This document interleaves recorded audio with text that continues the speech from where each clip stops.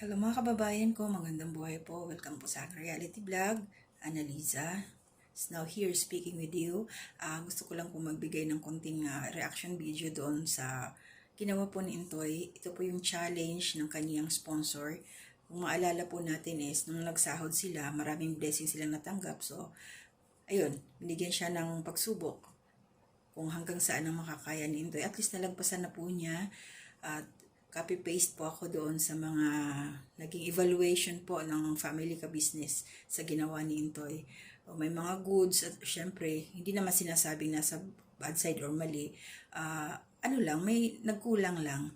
Siguro dahil tao tayo, minsan madaan talaga tayo sa mental blackout ba. No, kahit alam natin, pag nandun na tayo sa mismong sitwasyon, hindi na natin alam kung ano yung gagawin. Siguro possible nataranta na rin siya dahil nakita niya yung pagod ni tatay, pero humihingal na rin. At least nakarating sila dun sa bahay ni tatay na kanyang tinulungan. So, pasalamat tayo sa ating Panginoon dahil walang nangyari sa matanda. Diba? So, good job sa'yo, Intoy. Okay na yon kasi nga, mayroon ka ng mga idea kung ano ang gagawin mo once na sumabak ka na sa final na yung sa entry mo na talaga. So, galingan nyo lahat.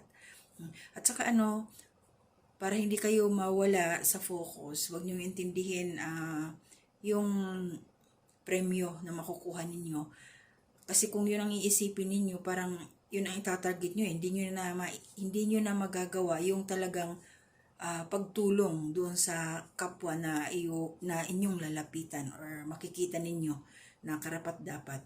So, doon kayo mag-focus sa taong tutulungan ninyo, hindi doon sa presyo or doon sa award after. Bonus na lang yun. Okay? Support po natin lahat ang mga videos nila kasi marami silang tinutulungan. Okay, katulad nila Nanay Marita. So para po sa mga bago po na nag-subscribe kay Ka-Business, ang yun nabanggit po doon na si Nanay Marita, na tinutulungan sa pagpapagamot, ay ilalagay ko po dito yung yung first lang na para meron kayong guide. Maglalagay ako ng clip ng picture para doon sa title ng video para masundan nyo kung sino sila. Kasi kahit ako hinanap ko din muna yon, ay dumadaan sa akin noon mga kalagitnaan na kasi naging busy din ako sa work. So hinanap ko, so ito pala sila Nanay Marita, si Jonathan, sila yung nakatira sa likod ng bahay na puro mga basura yung likod nila Ang tambak ng basura, sabi nga kahit si Ka-Business hindi niya parang sabihin na natin hindi niya matanggap yung nakita niya sa sitwasyon ng mag-ina, nakawawa talaga dun sa likod, sabi niya parang lungga ng daga. So ayun, ora mismo, alam naman natin si Ka-Business na birabanat talaga siya kaagad. So yung time na napunta nila sila Jonathan ng first time is tinulungan nila sila nanay sa sila Jonathan na mapacheck up kaagad. Ito po yung nasa first part nila. Napacheck up si nanay, tapos inalis sila doon, nakahanap po sila ng malilipatan. So ito po yung sa part 1. So ilalagay ko po dito para mahanap niyo yung pagkakasunod-sunod. Para panoorin niyo po guys, kasi kaya ko ito inopen ngayon dahil nabanggit nga ito ni Ka-Business. Suportahan po natin sila para dito sa mga tinutulungan nila na sila ang nagbabayad ng renta ng bahay, maintenance, yung pakain, lahat sa kanila yon. Para naman sa ganitong paraan tayo rin naman ay makatulong sa panonood ng mga videos nila. Huwag po tayo mag-i-skip ng ads. Pero inyo 10 months hanggang ngayon po member na ng Ka-Business family sila Jonathan at saka sila Nanay Marita. So lifetime na po ang pagsusuporta ni Ka-Business.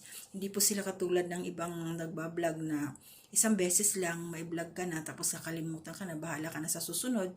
Kung mayroong mag-sponsor sa iyo, mababalikan ka. Pag wala. Pero sila Ka-Business po is talagang sila hanggang inaalagaan nila, ang alam nila na karapat dapat talagang tulungan. Nandoon sila, hindi nila pinababayaan, hindi nila tinatalikuran. Dahil taos puso po yung pagtulong nila. So sa aking side, ang aking may susupport lang dito mga kababayan, mga ka-businesses, yung panonood ng mga videos ninyo na hindi ako mag-skip ng ads. So maraming salamat po sa pagkakataong ito na inipahayag ko rin yung aking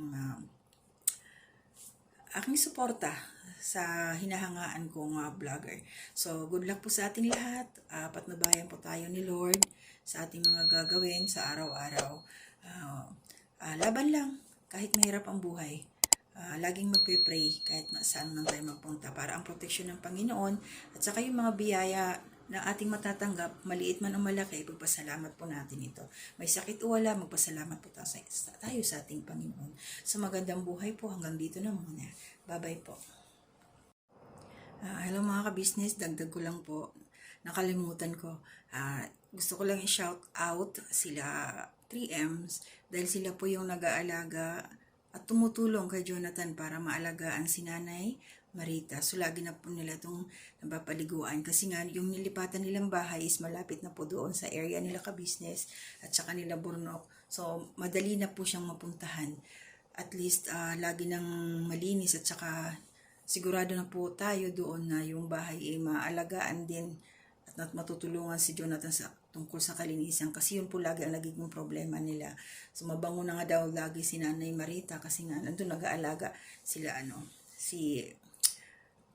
Junjun at saka si Nika. So ito si Nika, Junjun, sana mag-aral kayo ng caregiver para kayo yung pag merong mga senior citizen na tinutulungan si ka-business at wala nang magbabantay or wala talaga mag-aalaga, so nandyan kayo. Diba? Pwede kayong mag-aral ng caregiver, 6 months lang yun. Naisip ko lang, kaya sumingit ako. So, salamat sa inyo, Nika, God bless sa inyo, at saka Junjun, at saka si Ate Mingay na ingat kasi malapit na rin po mga anak. So, yun lang, hinabol ko lang.